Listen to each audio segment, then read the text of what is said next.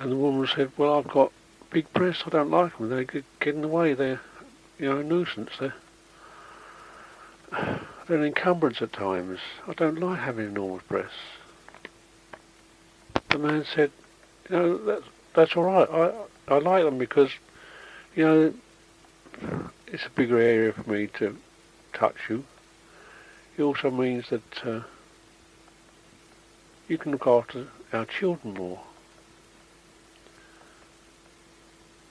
I mean, our children are small and frail when they start,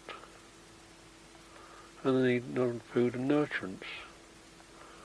And I know that if you have big breasts, you can do that. And they sat together and they kept talking about these things. And they suddenly realised that things that men didn't really like about themselves were those things they liked about women.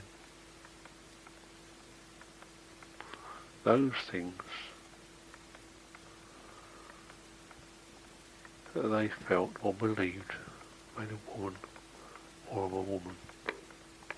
And the women thought, well, most of the things I don't like about myself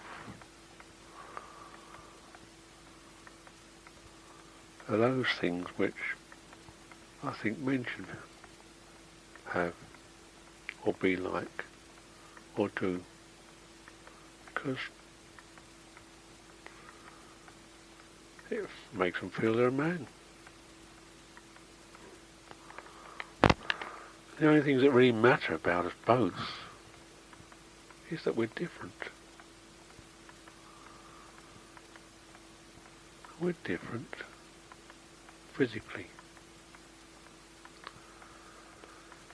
Because we have to be if we want to come together sometime to be one and to grow.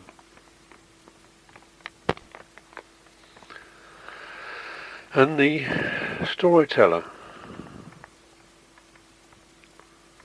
sat taught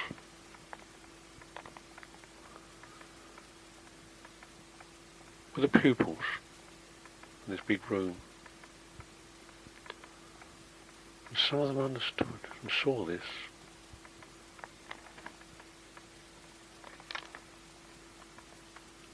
And they understood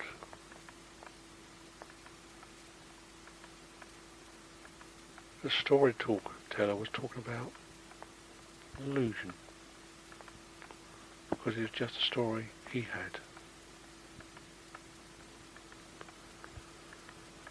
He alone, it was in his mind, he was talking about it, but it was his.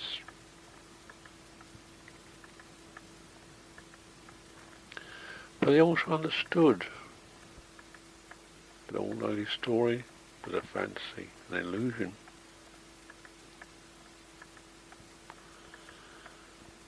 that if they joined with him and saw that, then they also understood Bateson.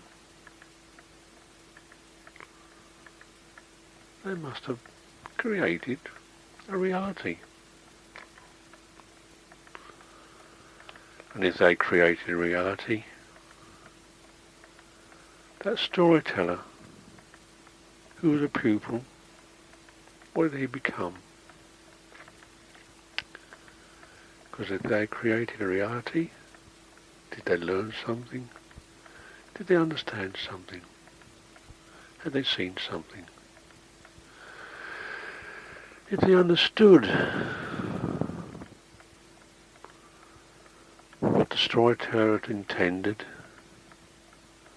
was that storyteller a teacher? Or was he still a pupil?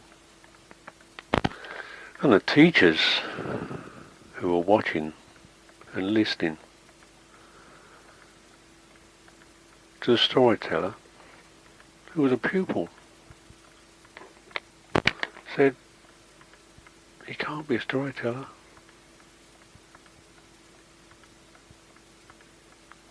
he understands, he's a teacher. If he's still learning, and still wants to learn, he must be a pupil.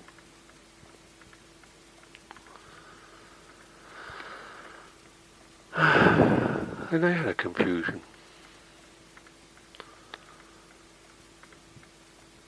If they had learned something, were they pupils? If they'd listened to this story and heard what had been said, and if it changed anything, if they'd learned something, were they not pupils?